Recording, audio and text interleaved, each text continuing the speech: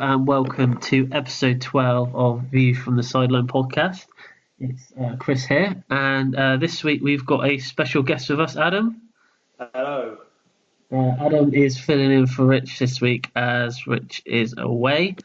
Adam, I don't know if you just want to say a bit about yourself. Adam. I've sort of been listening to the podcast since day one, the first episode. I'm sort of a Yeovil fan and sort of do follow Arsenal a bit as well. I would say it's more the Yeovil fan. When they're winning, when Arsenal are winning. Yeah, that's it, yeah. But yeah, so like I said, Adam's filling in this week, so we are very thankful for that, Adam. What's happening this week? So we've got all the usual features. So we've got the weekly teaser, we've got the weekend review of the Premier League games, and then also into the EFL leagues. Special topic this week, as Adam's with us. We are going to talk about the highs and lows of Yeovil since they entered the Football League. I'm sure Adam's probably got quite a few stories. Plenty, quite a few lows. yeah. A few highs and probably quite a few lows, but there are quite a few highs. We will touch on predictions for a tad, and then we'll also at the end just go through what's happening next week. So we'll go straight into this week's teaser. So Adam, are you ready? I'm ready, yeah. So, Adam, your teaser this week is who was the only Englishman to play in the Champions League final in the year 2000? I will give you a clue. The final was between Real Madrid and Valencia, and the person you're looking for played for Real Madrid. Okay. So it's back in 2000, so it's talking 18 years ago. But you never know. You have a think, and I think I've got two in mind. I reckon I have two in mind. Don't get it right. Please do not get it right first time, because it will make me look bad in it, or Chris look bad as well. We will now move into the weekend review of the Premier League games. So first up on Saturday was the Bournemouth-Manchester United game. And the thing I took from it was that I thought that the game was a very even game. I thought both sides had good chances, and I think United did well to get back into it, and that's a couple of wins now they've come out with in the last few weeks. Definitely, I think Bournemouth were unlucky. Even potentially not to win that. I think their first half performance was very much the case. I reckon they needed that second goal, and that might have been alright, but winning 1-0 against United, they're going to come back at you, and obviously they did, and then they went on to score the second. But I think a draw, probably sort of draw is probably being fair, but obviously United do what they're special at sometimes, is scoring late, last minute kick, really. Yeah, I thought, he obviously didn't start with Rashford. He started with Sanchez instead, and obviously Lukaku didn't travel. When I first looked at the team sheet, I did think they are a bit light up front. But obviously Martial has been their key player, I think, this season, and he had another good game, which is really surprising, because I think he's obviously taken on board what Mourinho has said to him, and obviously turned it into a positive. But, yes, definitely. That's his fourth consecutive game he scored now, Martial. So it shows he's sort of starting to put the ball back in the net. So it puts a bit of pressure off for Lukaku. Yeah, and although Bournemouth lost, I would still say that they did play well, and I do like how Bournemouth are playing at the moment. When you watch their games, you can tell they are playing all as a team, and they all fight together, which is quite nice to see. Oh, definitely. They haven't changed. It doesn't change much, Eddie Howe. He keeps it very similar squad. It doesn't buy many players. The only person he's really bought this season was Brooks, which I thought had a brilliant game. Obviously, the young lad come from Sheffield United. Obviously, he had no fear, and he was driving at the Man United defence with no sort of he was happy to do that, which obviously I think is probably the one to watch for future, obviously, sort of in the future games. I think he'd grow more and more. I think. Yeah, definitely.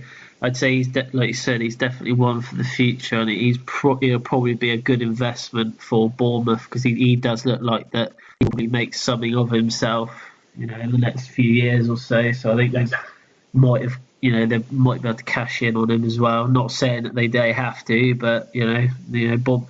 I think that they've done pretty well where they are this season, so they've probably got no need to sell. There's no pressure on them, and I think one also.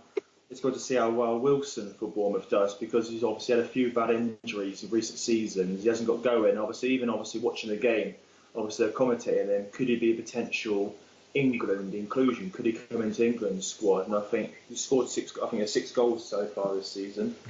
Yeah, I think so. It's sort of potential. Definitely, I think he is. He probably will get an England chance at some time, especially if he keeps scoring goals as well. So yeah, a good win for United, I suppose. But I thought it was a pretty even game. But we'll move on to the Cardiff Leicester game. Obviously, a very highly emotional day. Obviously for the Leicester players and fans. Oh, definitely. Yes. I think it was always going to be a tough game for the players, but I think you saw on the pitch that they wanted to win it. Obviously for their chairman. So yeah, Cardiff again. They didn't have a bad. I wouldn't say Cardiff had a bad game. I just think because of the emotional aspect of the game, I don't think Leicester were probably all at 100%, but. No, you can see that in them. Obviously, you can see sort of the motion was getting better. Than even Schmeichel said in the interview afterwards that the first 10 minutes he was shaking. It was a bit sort of like he couldn't sort of hide his emotions. But I think I think even sort of most neutrals would have been happy. Obviously, sort of Leicester winning, and the player who scored was part of the title-winning squad as well. So that was sort of another little sort of nice thing to have. So. Yeah, definitely. One other incident in the game was the handball by Bamba. I think if the referee, we're going into a VAR discussion here, but I think if he's got that to hand, I think it's a penalty, and he's probably going to be sent off for that as well. So. I thought he count. He put his hands in front. He literally went for the ball, and obviously sort of it was a good save. It was a good save. Yeah, I was about to say he turned into a world class keeper for 2 seconds there. But to be honest with you, it didn't affect the score. At the end of it. And to be fair, I don't think it would have mattered anyway. But a good 3 points for Leicester, and obviously I was quite glad that they won that, and I think probably. Every fan was rooting for them. Obviously, not the Cardiff fans, but No. So we'll go on to the Everton Brighton game. This one, it was a good counter attack for the first goal for Richarlison. For me, Richarlison, he's one of those players. He's like an on and off player. He'll have one good game, and then you won't really hear from him in the next sort of like 2-3 games, and then he'll pop up with the occasional goal. And again, a great finish from Seamus Coleman for his goal. A lovely low-driven shot. Good finish, yeah. But if Richarlison, obviously, is obviously 6 goals a season, and I think last season for Watford he only scored 5. So it's sort of. He looks like he's having a better season under Everton, obviously. But Everton's first goal, the counter-attack, was sort of it really impressed me. I think the way they moved so fast, got down the line, and it was actually sort of Richarlison's finish. Yeah, he had it first time, and back in the net, I thought it was a really good team effort as well. It was surprising to see Brighton be broken down quite easily for the goals. Obviously, after keeping like 3 consecutive clean sheets. So yeah, I to be honest, I thought it was going to be a draw, and I was quite surprised by Everton. And they have surprised me actually with a few games this season. I've seen them play, but I think they'll be very happy with the 3 points, and I think. Yeah, I think they would. Yeah, I think sort of Brighton just made too many mistakes. I mean, that's not what they're used to. The last, obviously, as you said, the last few games, they've been quite clean sheets, quite professional at the back, and obviously got Shane Duff in the back. So he's sort of a person that is sort of great to see there from the overall perspective. But it's sort of, I think they made too many mistakes, and obviously looking at the stats for the game, Everton had 14 shots to Brighton's 5, so probably 3-1 is quite Yeah. Well, I think they've won their last 3 games, Brighton 1-0, 3 times in a row, but they haven't had a huge amount of shots on target. So, going forward, Glenn Murray's having a great season, but I think they will need someone else as well to start scoring goals for them. Definitely, because it's too much sort of like if he got injured, who's the next person who's going to score for them? That's their issue. I couldn't even name a player that will start scoring for them, to be honest with you. I think they'd have to look to their defence, but we'll see. But we'll move on to the Newcastle-Watford game now. Obviously, Newcastle finally registering a win. First win of the season. So obviously Newcastle fans will be very happy with that. But one stat that's really, really surprised me this whole game was that Watford only had 1 shot on target.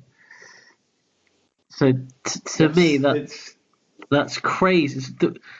You think the way that Watford have been playing, like the start of the season, they've got a really good start to the season. For them to only have 1 shot on target, it was quite odd.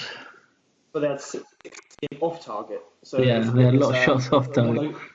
When you're watching the game, obviously watching it, the amount of chances they went, it was probably they should have scored quite a few goals past Newcastle on another day, but they just couldn't hit the target. And Newcastle, well, they needed that desperately. I think sort of looking at the table, obviously you can first win the season and 11 games in. Obviously, it's something they vital needed, but a lot of people probably would have banked Watford to win that. Obviously, going by how they started, so it's a good win for Newcastle. Me being one of them.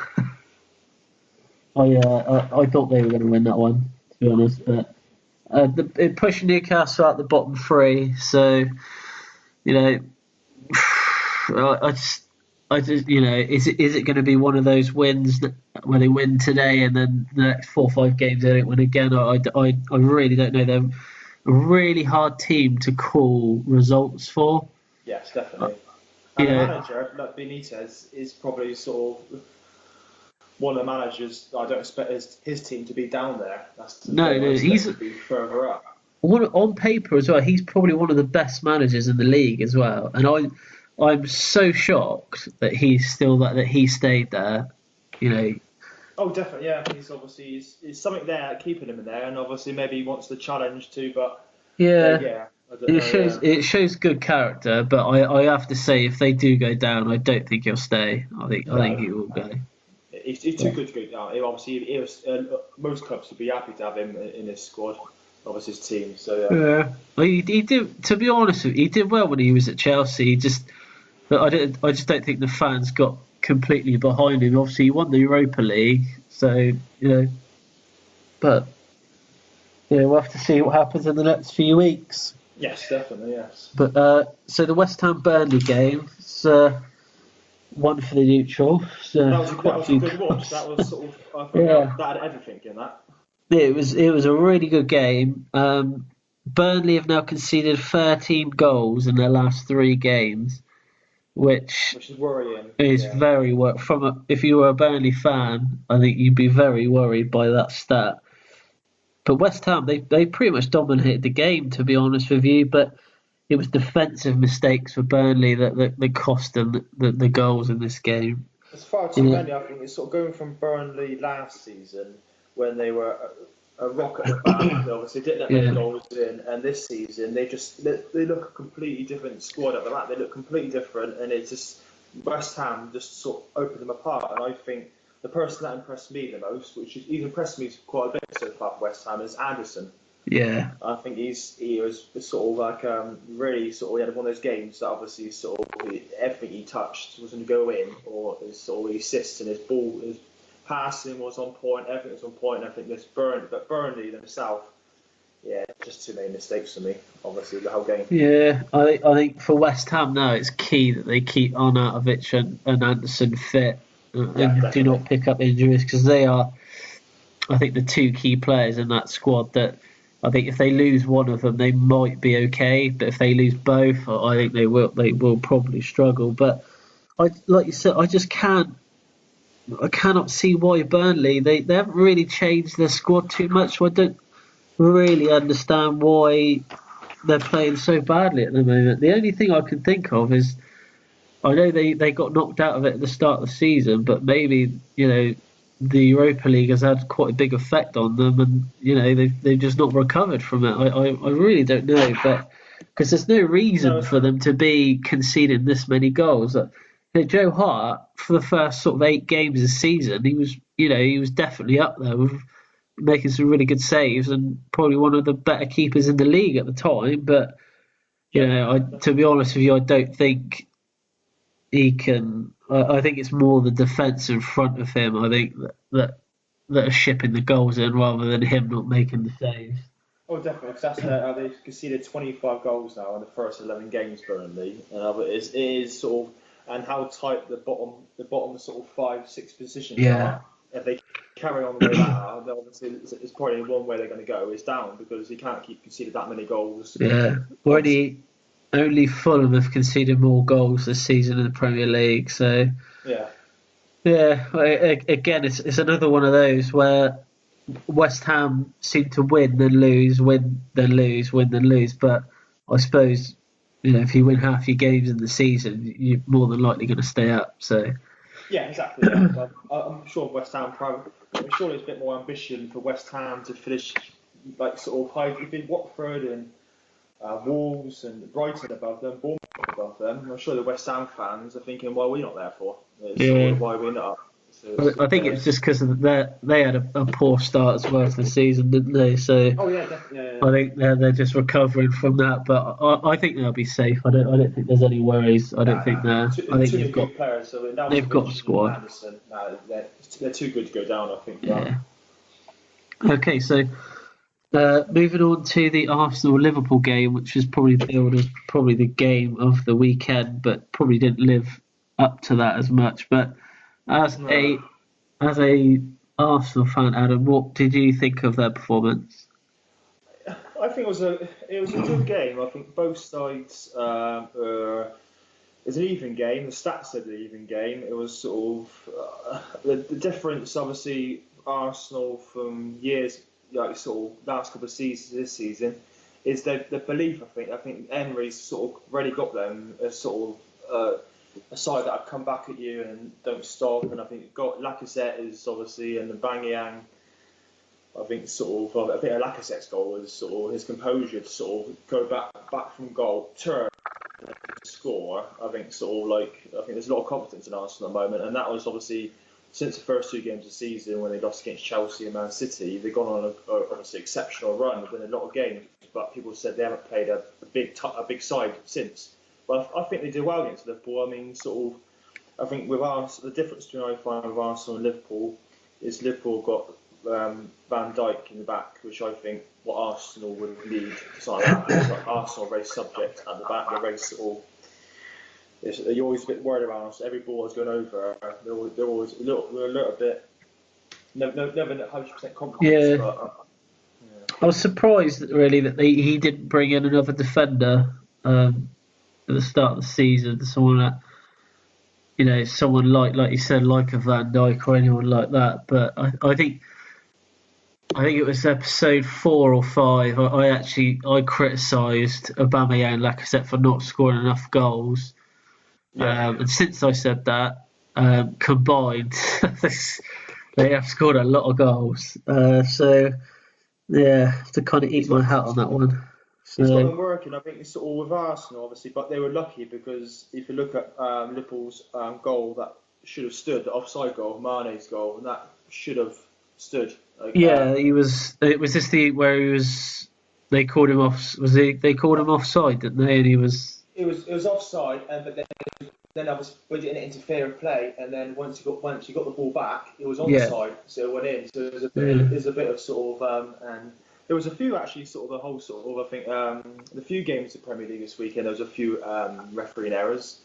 There was quite a few, so obviously sort of, but it's I think a draw is probably about right for the game. I think I sort of yeah, I think what I took from it was that I think Arsenal will probably be the happier of the two teams with the points. yes, yeah. I think Yeah, Liverpool probably Liverpool probably see that as drop drop points. points, especially Yeah. for being 1-0 up. I have to say that that goal was a bit of a goalkeeping error from Leno. He kind of like punched it out, didn't he? And he just punched it right to But the player. when But I saw that and you saw the replay, finding that goal is actually he didn't have many. I wouldn't say he had many more options apart from where he yeah, punched it. maybe And yeah, obviously, it's sort of like if you sort of put the ball over 10 more times, is it? But I think it's sometimes it's sort of like the ball comes over so quickly. He's got to make a decision. He pushed it away, and it's sort of it's coming the path of Milner. And it actually was a good finish in Milner. Really, it was a yeah. really sort of like. So as an Arsenal fan, which goalkeeper do you prefer? Do you prefer Cech or Leno? Which I think difficult because obviously different career ends. yeah, If I was Arsenal fan, I'll stick with Leno. you I would would yeah. stick with him because I think Czech is good for a backup, but I think he's made too many mistakes last season, and obviously sort of if he wants to build for the future, Leno would be the person I would say what the future one is. Definitely. Right, so the Wolves Tottenham game, uh, Rich is going to be listening to this, so I have to be very careful what I say. Obviously, him being a Tottenham fan, but saying that, I he will be happy that they kept up their winning run against the sides that have been newly promoted. 38 games in a row they've beaten newly promoted sides. That's an impressive stat, and obviously I'd like to see what other teams have got the same sort of stat. It's What stat they've ridiculous. got? I think that's a That's first an games. Is awful impressive. stat. It's an awful stat to have against your club. I just, uh, he loves that stat, and every time that they beat another newly promoted side, he always messages me to let me know that they've extended their run. But the actual game itself, it was quite a strange game because although it looked like Tottenham were actually dominating the game, Wolves were always kind of in the game, and then obviously literally gifted two penalties. Like I don't know what the is his name Foyt? I can't remember. Is it Foyle or Foyt at Yeah, the back for both penalties. Yeah. is his like Premier League debut, so it's one to forget from him. But I think Wolves actually could have got a point from this game. I just you know they were. It was just a really strange game. After the two penalties were scored, they had a few good chances as well. Costa had he had a one-on-one. I think it should have been. I reckon a draw was about right because I think sort of probably Tottenham probably dominated the first half, but the second half Yeah. was all Wolves really. And Wolves had a So disallowed goal as well, which I thought should have stood. So I just although on paper it looked like that Tottenham dominated, I wouldn't say that was the case. I would say that Wolves were pretty much very much in it, and even when they scored the second penalty, I think Tottenham fans might have been a little bit worried about that because I think that the way Wolves were playing, I think if they were given 5-10 more minutes, I think they would have easily scored a third goal. I think Just so. get I the think that feeling. they were on the sort of back foot Tottenham completely, and I think Yeah. sort of Wolves. I've always liked actually since Wolves have come up. Obviously, watched it a few times now. I do like their style of play, Wolves, and I think they're going to be obviously no quibbles about going down at all. Wolves, let's be No, staying yeah, up. Obviously, they'll be sort of, safe. They've spent big money, but they've spent the money on good players that they know that are fitting right for the Premier League. I yes. think we'll go on to Fulham later, but I think that's where Fulham have gone wrong. I think they've bought players that they think have, players that have played in the Premier League before, but they're just not. They're just no good. No, But that's true. we'll go on to that in a minute. But for Wolves, that's the third defeat in a row for Wolves. But like you said, I don't think there's any real concerns of them go much further down the league table, to be honest. No, But I think they were a bit unlucky that. I think that a draw would have been a fair result. I think. I'm sure Rich would say, that, in his honest opinion, would say the same thing if he was here. He'd be saying that it should have been a draw. I'm sure he would have said that. Yeah. He's not going to be happy about that. I tell you now. Okay, so right, well, we'll move on to the Manchester City Southampton game, but I just Man City just unbelievable, absolutely unbelievable at the moment, aren't they? A plus 29 goal difference already. That's On just 11 games in 20 plus insane. 29 is silly, and obviously it was an easy victory. I mean, literally, sort of like Southampton had a little flurry, obviously when they got the penalty, and obviously they had a few more chances early in the second half. But apart from that, it was literally Man City. I don't think they got out of first gear really, even first gear at all. I think Man City just breezed past that. Literally. They've just got like. When I watch them play, I actually get like really jealous of the way that they play.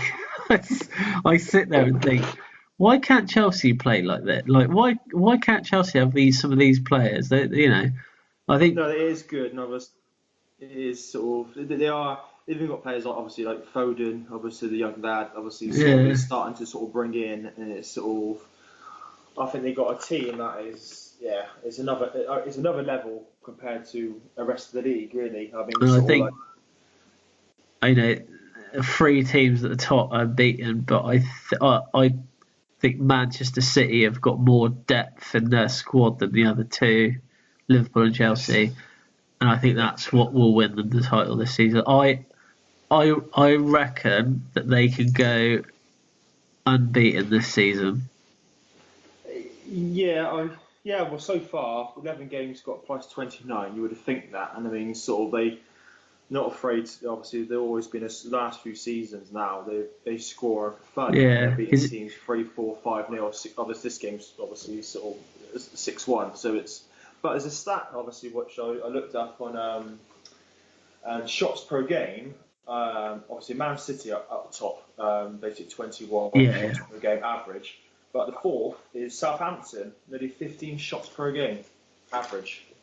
And obviously, then you look at obviously the table and how many they scored. They've only scored 7, but they're averaging 15 per game. Someone would surely need to look at that and think, well, why? How are we missing so many chances? It's unbelievable. I think Rich and I have both discussed the need for them to get another striker, I think, in January. But I think for Mark Hughes now, I think its time is sort of ticking for him now. I think he's probably got no more than 3 games to at least get a couple wins. I think you'd probably be let off more for the game against Man City, because I don't think you're expected to beat Man City. But no. I think they've got 2 really they're playing teams around them. I think in the next 2 games, I think one of them's Watford. I think one of them might be Cardiff. I think so. I tipped them to go down. So yeah. I think I'm right so far. But that stat, they seem to be creating enough, but it's sort of we're not scoring. Obviously, sort of it's not going to do you no favours. You can sort of have a shot ratio. But they've got 3 strikers, and when you say them out loud, you don't think prolific goal scorer. You got Shane Long, he's quick, that's great, but other than that, that's all he's got.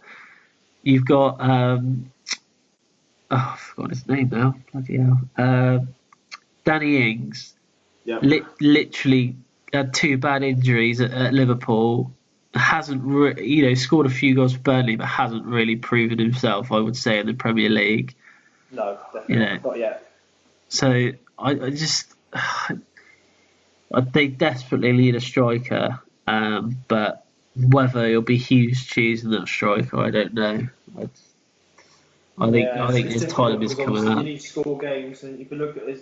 They're sort of they've only conceded 20, obviously, which only, but obviously sort of is a bit better than the rest of the teams below them. But I mean, It's going to be, yeah, they have to be careful because they can create many as they want, but if they're not going to start scoring them, they're Well, just going to keep they going conceded. They down. conceded nearly a third of those at the weekend. So Exactly, yeah. So, before Sunday, it wasn't too bad. But yeah, we'll see what happens there. But again, Man City, I think I think as the weeks go by, they probably will just creep more and more ahead. But yeah, I can see it. wait and see. As well as the Manchester derby come up this Yeah. week, so it's always. But can you honestly say that you can see Man United getting anything out of that game? We don't know. I think sometimes it's sort of actually look the form that United are bringing into the game. It's not bad. 3 wins out of 4. It's not a bad. Yeah. I think sort of a bit of confidence back. No, on sort of looking at it, you're thinking Man City should win that, but I think it'll be closer than you think. Oh, it's quite a draw on that. But yeah, that's what I'm going by. I heard City fans were calling for 5 or 6 goals again, but maybe not. Right, so the Chelsea Palace game. Not a great first half for Chelsea, if I'm honest. So, they were 1-0 up at half time, but it was quite shaky in defence for most of the first half. Yeah, Zaha had a few chances, didn't he? Yeah. Causing problems left, right, and centre. But I thought one thing that Chelsea did do well is every time Zaha got the ball, there were at least two people on him, if not 3 people on him, just trying to stop him from getting anywhere near the goal. It's a funny one with Zaha because I think he's got the ability to be playing in one of the top 6 sides, but you look at those top 6 sides and they're all quite crowded in that position already. So I'm not sure what will happen with him. But I thought the second half was completely different for Chelsea. I thought once Hazard came on, he changed the game. Kovacic came on as well, and we just looked a bit more, felt a bit more free flowing. The football looked 10 times better than what it was first half. Felt quite sluggish first half, second half. And good to see Morata getting a couple of goals as well. I know he cut. Yeah, but I say that, but you're happy to start. That's his sort of 4-4 now for a minute. Yeah, 6 goals this season, which is almost as many as he got last season, which is quite depressing, really, when you think about it. But I'm still not 100% convinced by him. I don't know. I think we're better, like where we. I know I don't want to compare him to Diego Costa, but where we had Costa, he was so good at holding the ball up, whereas Morata he always seems like he's looking to take people on, I think, and when he tends to take people on, he tends to lose the ball. But he actually had a good game on Sunday, and I thought the finish for the second goal was actually quite good as well. It was quite a tight angle.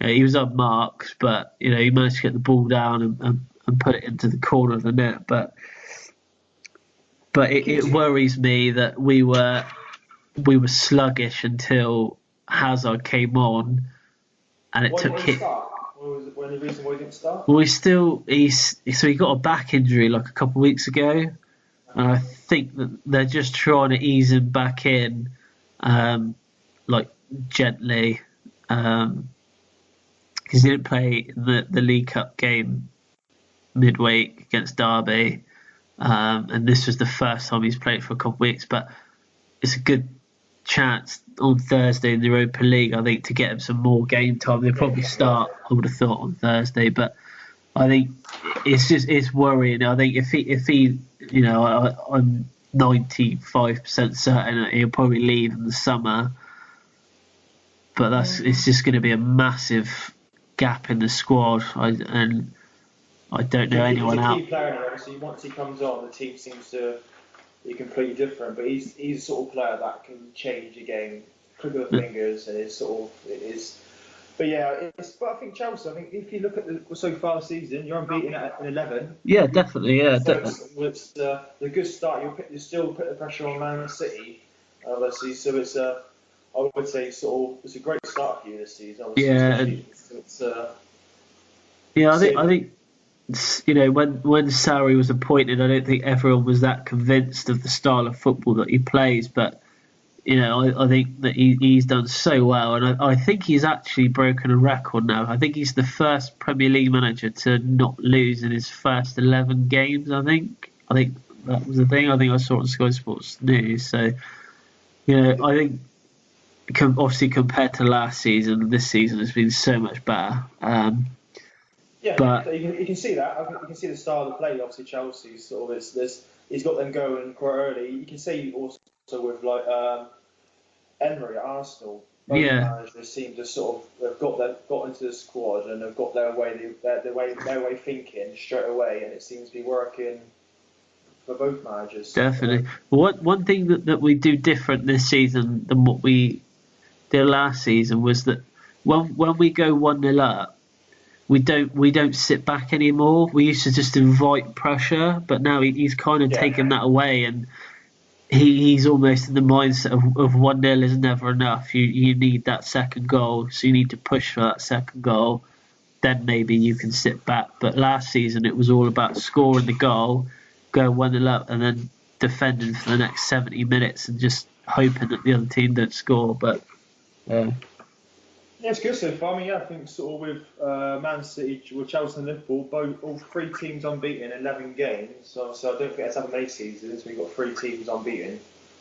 No, definitely not. But we'll see how long it lasts. I'll get a little bit more nervous at the start of every game now, thinking, is this the one that we're going to lose? But so far so good. So last night's game was Huddersfield Fulham. Probably on paper, not the most exciting game that you're going to watch. But I think it was one of those that both teams desperately needed the win. I think for Fulham, it will be a shame that the goal was an own goal that they've lost to. But you could see that both teams were.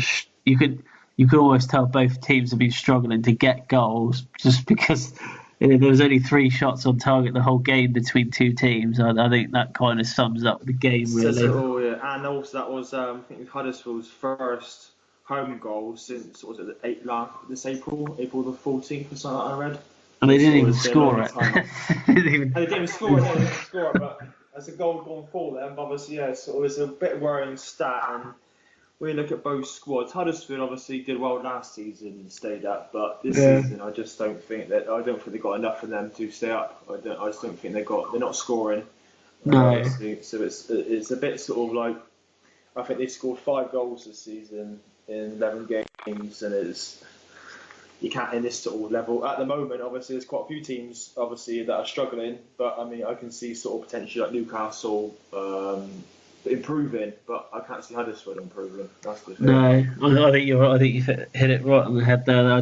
You just don't. Huddersfield just don't look like that team they were last season. They fought through a lot of games last season, but this season they just don't seem to have that fight in them.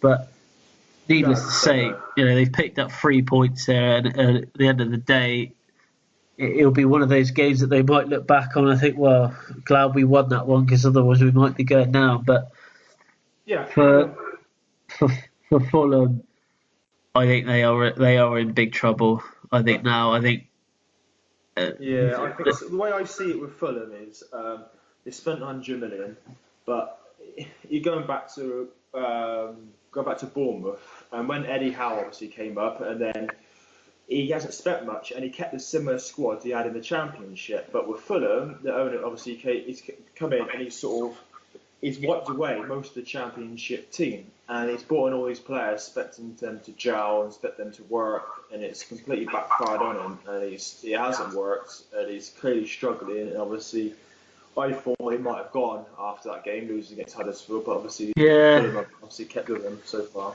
They are going to stick with him, it looks like, but again, they didn't stick with the same back four.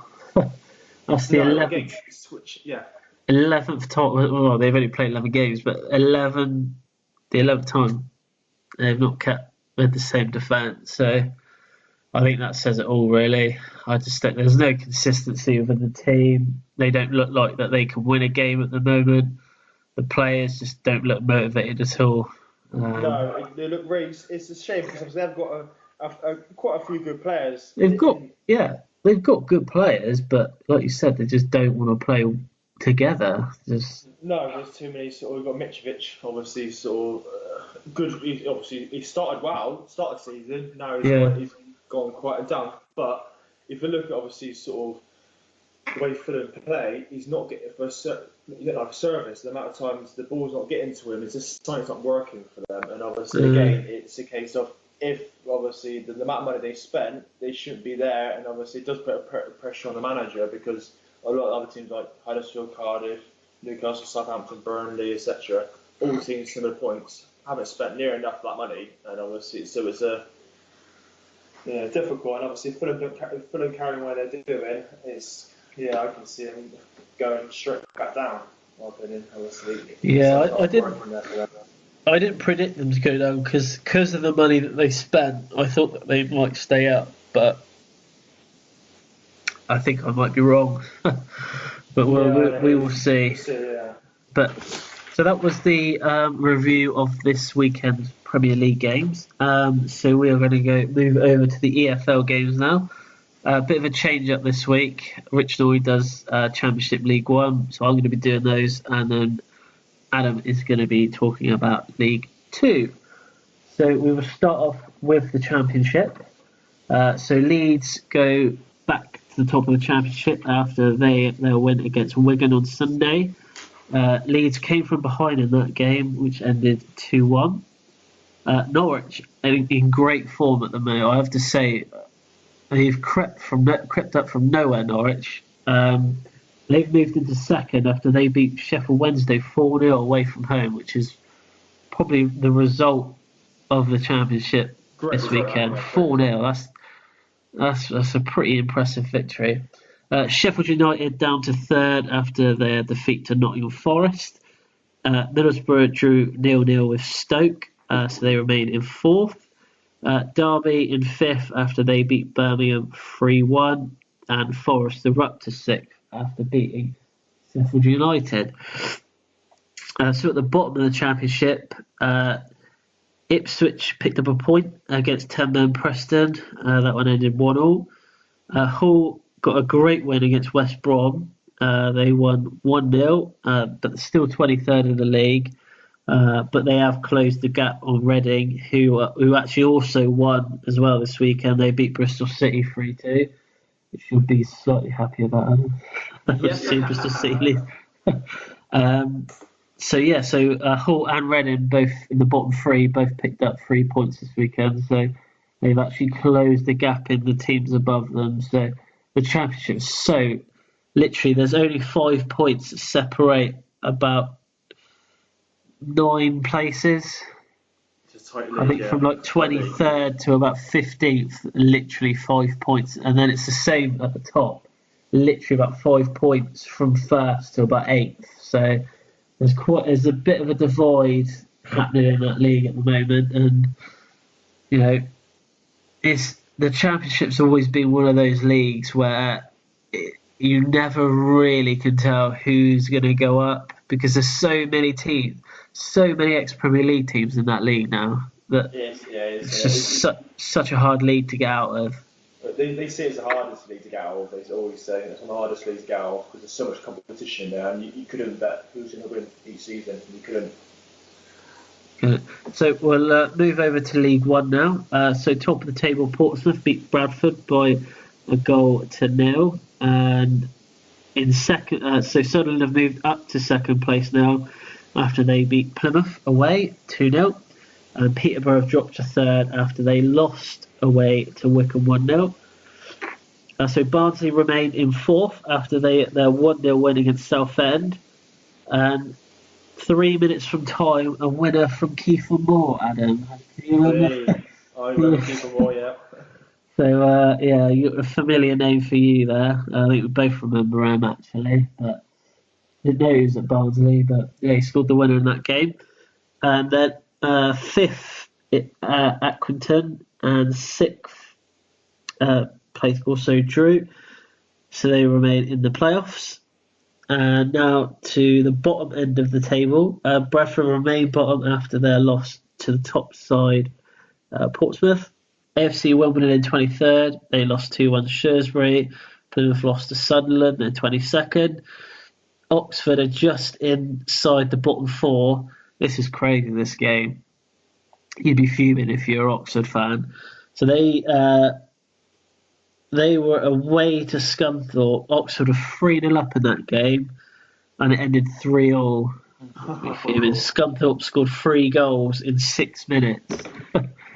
You'll not be happy with that one. So Oxford remain in the bottom 4 there, but they would have been outside the bottom 4 had they actually won that game. So over to League 2, Adam. Right, we've got first it's Lincoln still, another win against Forest Green. So they still pop up the table, obviously doing exceptionally well so far, Lincoln. Obviously sort of been quite impressed, obviously, what they've done.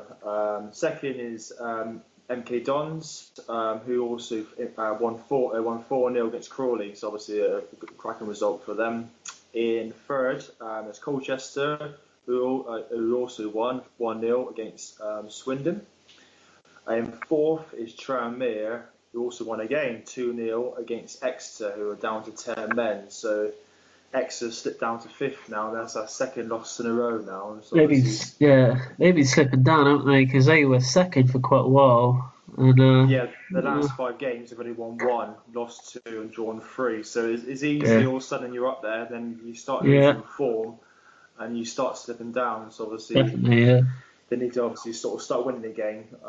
Newport, who are 6, lost 3-2 against Carlisle. Again, Newport obviously sort of a bit of a dip in form again. Obviously, they started well, and obviously they haven't won in 4 now. So it's sort of another team that a stat that I remember. I think I heard you say before. They've got a minus goal difference. Well, that was purely thanks to Yeovil, really. I think it was. That's true. Yes, it was, and they still got it. That's the thing. That's sort of they're up there in 6th, but with a minus goal difference. It's crazy, isn't it? It's crazy. And the last playoff spot is currently Stevenage, who won 3-2 against Oldham. Forest Green, who were 8th, dropped down. Obviously, lost 2-1 against Lincoln. But obviously, Forest Green, another team that's sort of a small budget team, and obviously they're doing well. And but they've obviously lose against Lincoln. It's not a bad thing. Lincoln obviously seem to be beating everyone this season, so it's definitely. You go down to the Yeovil. Obviously, we mentioned before, they lost 2-1 against Morecambe. If you wanted to just quickly look at the stats of that game, Morecambe had 3 shots, 3 on target, none off target. Yeovil had 17 shots, 7 on target, 8 off target, and lost 2-1. And that says it already, I think, of that. I think that's sort of just not the greatest, but... Yeah, that's like when if you play a game of FIFA, you lose like 1-0, you look at the stats, and you think, how have I lost that game? You'd be smashing that controller, that's what I mean. Down the bottom of the table in League 2, we've got Macclesfield, who have been there since the start of the season, really. Obviously, really struggling they are. They lost 4-1 against Bury. Are very sort of fearful. They're starting to lose a bit of ground. They won about 4 games back, I think, and obviously I thought a bit of luck back for them, but they lost 3 in a row now, so it's and they've got a 6-point gap now to be safety. In 23rd, we've got Cheltenham, who drew 2-2 against Mansfield, which is not a bad result from them. 22nd, we've got Notts County, who drew 2-2 against Ports Vale. Notts County had a terrible start. They came back, and now they've gone back to losing ways. Now that is 3 losses in a row, and just drawn that one. So so it's a bit of a shock that one, Notts County. They're a big team to be down there. And the 21st is Grimsby, who lost 1-0 against Cambridge. And that is League 2. Cool. So that is it for part 1. In part 2, we are going to be discussing this week's topic, which is the highs and lows of Yeovil Town since joining the Football League. We'll also go through some bad news and predictions this weekend. And we'll also say what is coming out on next week's podcast. So see you in part 2.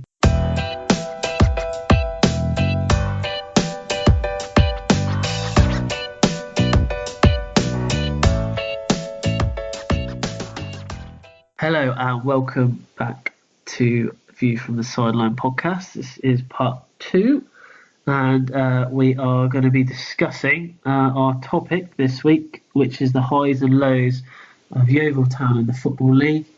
This is some of their highlights and lowlights. Davis! And Yeovil have hope! The tie is now back in the balance as the deficit is halved.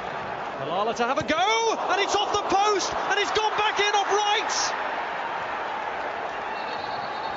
They're back in it again with under 10 minutes left. And here's Lindegaard.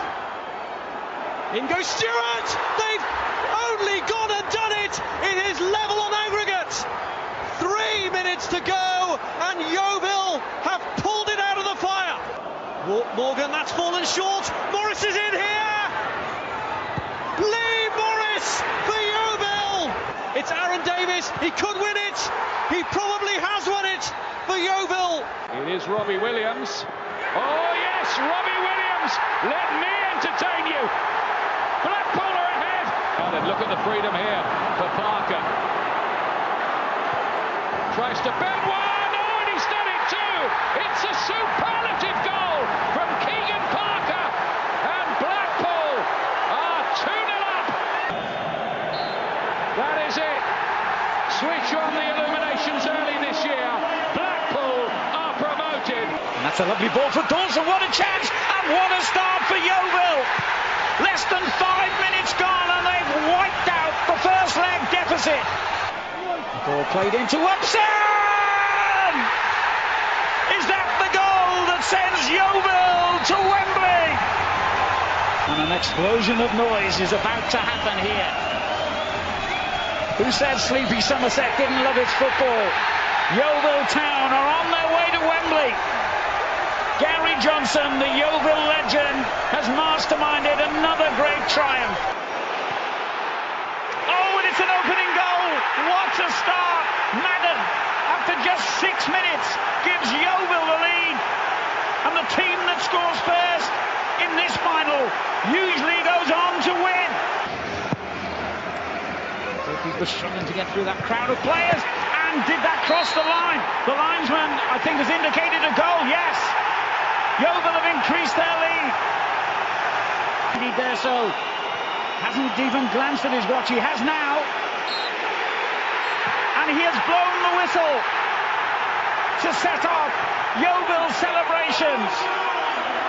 Just 10 years ago, they were playing in the conference. Next season, Yeovil Town will be playing in the championship. Okay, so that was some of the highlights and lowlights. But I am going to hand it over to Adam now, who's going to kick us off with this topic. Adam is probably, out of everyone that I know, is probably the most dedicated Yeovil fan I think I know. So, Adam, the floor is yours. I don't know where to sort of start. I think I've done a few stats with Yeovil. I mean, the highs and lows. If you want to sort of quickly look our life in the Football League so far, if we go through quickly the positions we finished in, the first season in League Two we finished 8th, just off the playoffs, literally just off the playoffs, so it wasn't a bad. And the next season we won League Two, which I think was sort of under Gareth Johnson, and then sort of into League One. First season was 15th. Then we had the season when we finished 5th, and that's when we got to the obviously playing Nottingham Forest. So yeah, just going into that sort of season, that was the season where they literally came from nowhere, wasn't it, Yeovil? Wasn't it like they had their worst run of games and their best ever running games in one season? I think they had their like club record defeats in a row, and then they won 8 games in a row towards the end of the season, wasn't it? I mean, that's what put them into the playoffs. Exactly, and it was sort of one of those sort of seasons, sort of like it was a bit unexpected, but it was sort of when you get into sort of the playoffs, and obviously you got sort of Nottingham Forest in there, and obviously we sort of drew Nottingham Forest in the sort of semi-final. We lost the first leg obviously 2-0, and then go away to Nottingham Forest, absolutely expecting nothing whatsoever, and to win 5-2 on the night, it was something that obviously I think Nottingham Forest have never lost. I've never conceded any more than 5 goals before at their ground, and obviously it was a special night. That I mean, I can watch it again most, obviously, every weeks and weeks, obviously watching it, because it was a game that is everyone's probably got a favourite game of their football team, and I think that's probably one of mine, because it to work and listening to it on the radio, it was it's quite it was. I think it was one of those where I don't think not a lot was expected of Yeovil that season, and it like I said, it took everyone by surprise. Then obviously, like you said, played Nottingham Forest. It wasn't really expecting a lot out of that game really either. But obviously, to get to the playoff final, to go to Wembley, it was a great experience. I think that was, if I remember rightly, that's one of the first games at Wembley as well, because I think Wembley was quite new then. That was 2006, 2007. So I think I remember like going up, not really knowing what to expect, because it was my first time ever at Wembley, that game, and it was it was the first time I'd gone there, and we went up on the coaches. The 100-odd coaches that left the ground. It was chaos, wasn't it? And then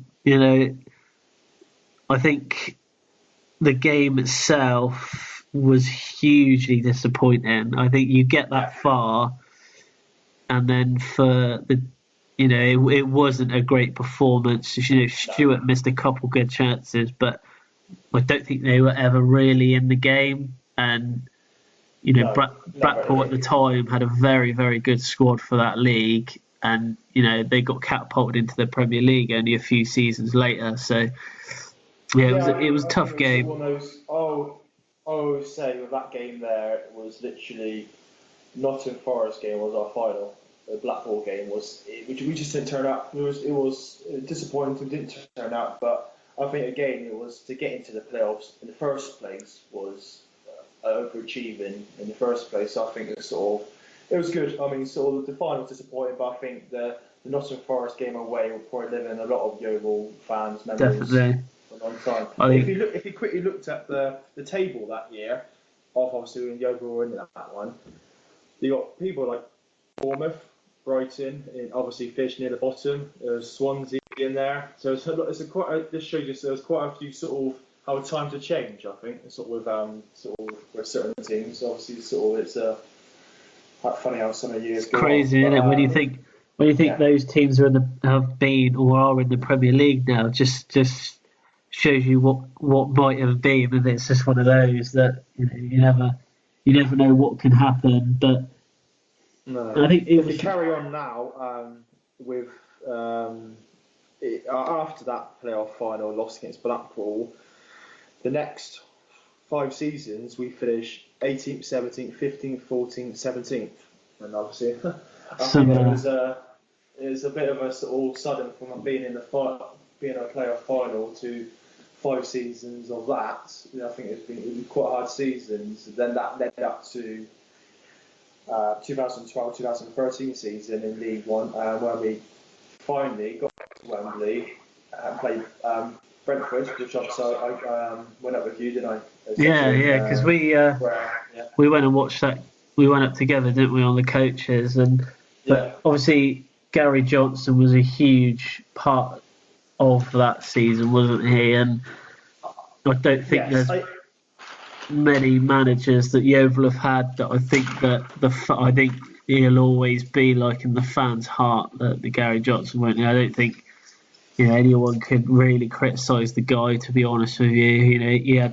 He got probably a mediocre side into another playoff. So, but just going like before, obviously the final, it was the Sheffield United game. So it was very, very much like the Nottingham Forest games. Really, it was like were we expecting to beat Sheffield United? I don't think on paper that they had a far better squad than what we did.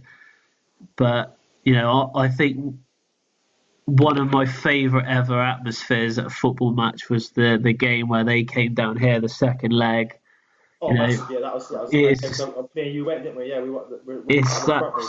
We were at the front, I think we were standing, weren't we, on terrace? Yeah.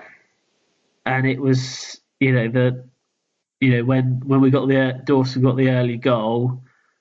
Yeah. And then obviously I was close to that. Early, it killed their 1-0 lead from the last game. That was it. It literally gone. It was in 5 minutes as well, wasn't it? And then it was very much Sheffield United pressing. I think they had a few good chances. Stetchman a few good saves. And then obviously the Upson header. I think I will remember that goal for the rest of my life.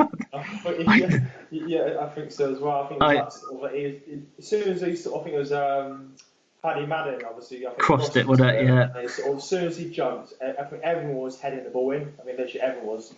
Put that ball back in there, and I think Jewish Park has never been so loud. The noise that came was just unbelievable, wasn't it? And literally everyone was piling forward. It was such a great atmosphere that day, and I think everyone was so happy that they'd actually won, and then the pitch invasion at the end.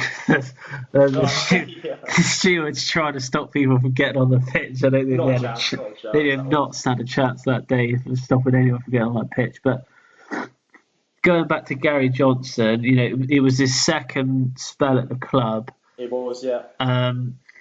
His first spell, if you look at go back to his first spell, he's been the most obviously successful manager in recent times at Yeovil. His first spell, he won the conference. He won League Two. He won the FA Trophy for the first time back in 2002, and then he won the League Two playoffs. Obviously, what we're talking about now is, apart from that, any other manager, we had Slade, who got us into the final against Blackpool. But apart from that, no one else has really sort of done anything apart from Gary Johnson. I just think he always had that connection with the fans that I don't, Darren Way at the moment, I feel, has got that slight connection. But I think the team that Gary Johnson had at the time is better than the team that we have now. With especially that season when you had Paddy Madden, who was a great find. He was the top scorer, wasn't he, in the league that year? He was top scorer. Paddy Madden, he had 22 goals, I think, that season. Obviously, it was that to come from Carlisle, who did nothing before, and then to score those, scored 22 goals for us in not a full season either. It wasn't a full season because obviously he came from Carlisle. I think it was November. I think, if I remember rightly, something like that. So it was a brilliant sort of occasion for you to sort of find someone like that, and him to sort of straight away sink into the squad and score the goals.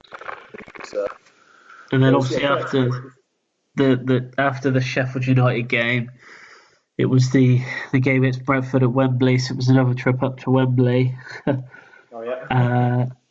Probably felt a little bit more optimistic this time, I must say. Yeah. And then obviously Paddy Madden getting the early goal.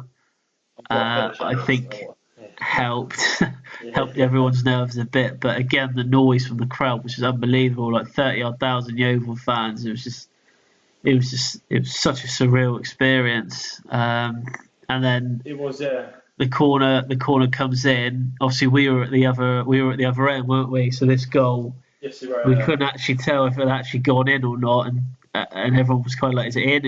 And obviously Dan Burns' header. Yeah. And then it was a case of sitting back, Brentford getting the goal second half, but it was squeaky bum times a bit second half, because I remember it was all Brentford in the second half. They were just I wouldn't say they had loads of chances, but they had enough to scare a lot of us. Were getting a bit edgy, but we didn't really get to see a lot of football second half. And we were sat out, didn't we? It was literally all at the other end. Well, yeah. When that final whistle went, I think it was. It's probably obviously the biggest achievement ever, obviously, of Yeovil to get. Such a magical moment, wasn't it, for everyone involved in the club?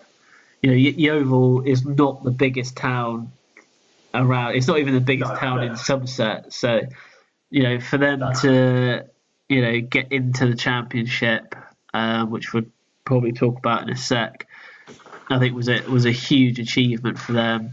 And I think, like you said, when the final whistle went, it was just like, something that you've never experienced before, really, was it? It was just, such a great achievement for the club. But so we'll move on to the Championship now. It got off to a very good start because Yeovil actually won their first game away to Millwall 1-0. Yeah. From then on, it was quite a few defeats and the odd win here and there, wasn't it? It wasn't a very successful season, shall we say, but I do think a lot of that comes down to money. I don't think that the club invested enough in players, and unfortunately the players that they invested in were just players that played in the same league they were in, like League One, so it wasn't a huge success. It was difficult, but the stat that annoyed me a bit after the Championship season finished, and obviously what we all know happened of that, it was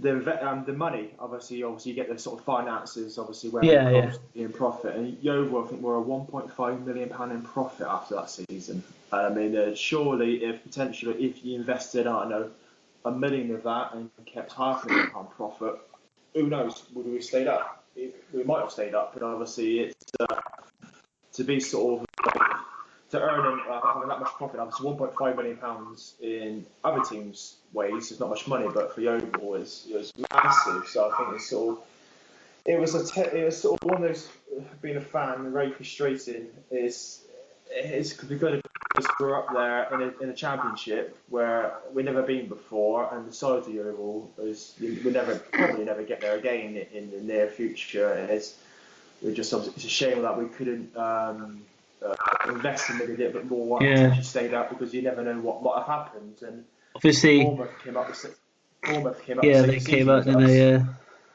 And they finished 10th that season.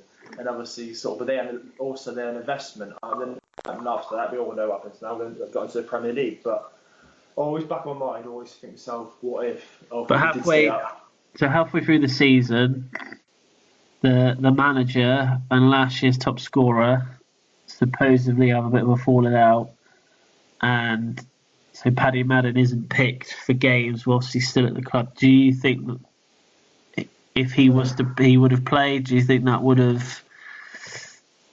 Well, he had a chance. I think he had an opportunity there to that amount of goals he scored for us the season beforehand. I don't know what happened, but that wasn't the only falling out that season, though. Obviously, if you look at, we lost Paddy Madden, and then we had Ishmael Miller come in that season, and he left about 5-6 games to go, and he fell out of Gary Johnson. So, not obviously I think the moral of the story of that is, don't fall out with Gary Johnson, otherwise you'll go out the door. You'll never play for the club again. Although Miller, to be honest with you, he didn't really do a lot, did he? He scored a few goals, but not. He wasn't what we needed. Obviously, he was a bit sort of. But I think the Paddy Madden thing, annoyed quite a lot of Yeovil fans, because to basically sort of get Yeovil into that playoff from last season for the 22 goals and get up into the Championship, he deserved a full season of playing. And I think what Gary Johnson said, which I think I know rightly, was he wasn't fully fit or something like that. He wasn't sort of like, it was some stupid. It sounded like more of an excuse. And obviously then he went, and obviously it's if he stayed, we might have stayed up. I don't know. It's always, I think it's what if. There were. There was one game in particular that season where we actually beat Watford 3-0. Unbelievable, really. Beat Watford 3-0 away as well. That was probably the highlight of that season. Yes, that was really it. I think obviously that was a brilliant result, and obviously I think it's sort of one of those games. Obviously, it's shame we couldn't do that a few more games often, because obviously we might have it just shows that we could have done it. The team did it, but so then we didn't do enough. And I think we only that season and we won 8 games out of 46. So obviously that of course you will go down. So anyway, after the championship, it was back to League One, and then so we finished 24th. So we finished bottom again in the following season in League One. So got relegated back to League Two, and since then it's been 19th, 20th, and last season 19th. So it's been if we can get going back in the overall Football League, it looks like we've had some highs, but we've had a lot of lows. There's been a lot of sort of low finishes, and especially like the last sort of. Well, since we were relegated from the championship, isn't it really? I think the last 4 or 5 seasons it has gradually gone worse and worse for the club. But I think this season for the first time for a while, I think that they've got a group of players that, as long as they can keep fit and play together, they could push for a playoff place. I think they've definitely got the squad to do it. Started off well. I mean, wins. Way to Newport 6-0, way to Notts County 4-0, and we're doing well. Then all of a sudden we started to lose. We had a few bad injuries, all quite consistently, obviously after game after game after game, and then we just dropped off. We're literally just sort of gone again. But we started to pick up a few results. Apart from last Saturday, we're starting to get the injured players back again. So obviously, as long as they carry on from what they started off with. Who knows? I mean, it's better. The season's better from the last probably 4 or 5 seasons. But I think sometimes I find with Darren Way, he's got a plan A. He hasn't got a plan B. That's why I just. That's a shame. If it's not going his way, he can't. He's not a sort of manager that can make the right decisions, subs to come on, and it's sort of like it's a bit. If it's going his right way, you're winning 1-0, 2-0, or something like that, he's fine. But I think he struggles a little bit with. Just to sum it up, if you were to put it into a graph, you'd see like a pyramid shape of Yeovil's time in the Football League. First 5-6 seasons, I'd say very successful. Last sort of 5 seasons, not so. Terrible. But I think things will look up. I've got a good feeling. I think they've got a good squad, and hopefully they can. As all I always say is, if we get a bit of investment, potentially we can go on to do better things. But there's potential in there, which fingers crossed. Maybe this season we might go another trip back to Wembley potentially. Hopefully. So that was the topic this week. Moving on to predictions this week. Just briefly on the weekend just gone. Rich had a very, very good week this week. I think he ties on one of the highest scores this season, which is pretty good because he's had some pretty bad results recently. And then so last week's special guest was my wife, and she beat me. So I've not heard the last of that yet. So that is wife also beat. Yeah. So from next week it will be my wife and Rich's wife doing the podcast, as me and Rich clearly do not know what we are talking about. So next week's predictions are FA Cup games next week, and we've got Nathan doing those. He's my cousin. Doesn't really know a huge amount about football, so it could be interesting. Obviously, the predictions are out on Twitter and Facebook, so you can go and have a look at them there to see what everyone's gone for. Adam, do you want to briefly talk about your week on predictions that you did? Adam actually holds the record for predictions at the moment of the worst score. Well, he didn't actually score any, so yeah. We might give you another go by the end of the season. because you're doing us a favour at the moment, so you might get another chance. But we'll move on to the teaser. So, have you had any? Well, not really had that much time to think about it. But so, who was the only Englishman to play in the Champions League final in the year 2000 between Real Madrid and Valencia? Now, you did say that you could think of two players. Yeah. But I can only take one answer, I'm afraid. I was in my head. It would be McManaman. Well done. Adam has got the teaser correct this week, which is really frustrating because it took me 10 weeks to get one right. So I thought it was quite different. You've done really well to get that one right. I think I stuck in my head because the other person I had in my head was who went to Real Madrid, and obviously Owen went to Real Madrid as well, but that was later on. So the person I was like McManaman go that way.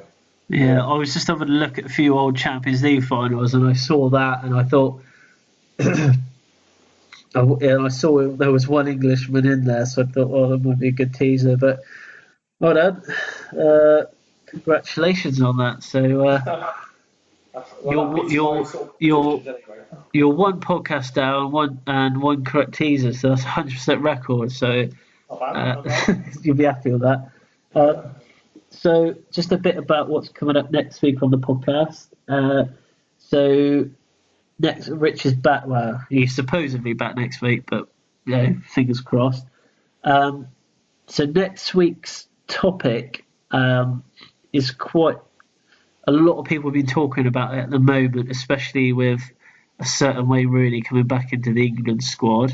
We're going to talk about players coming out of retirement and if it's the right thing to do. So we'll be discussing that next week because there's been a few players in the past that have come out of retirement. And obviously with the news that Wayne Rooney is going to be playing for England in the international break next week. So although I will say he has scored quite a few goals for DC United, so we'll leave it at that. He's done well this season for them. Yeah, he's done well. So that is it for this week's podcast. Just a thank you to Adam for filling in this week. So I'm really enjoying myself there. Thank you very much for sort of asking. That's all right. And so we'll be back next week as usual with myself and Rich. So it's goodbye from me. And it's goodbye from me.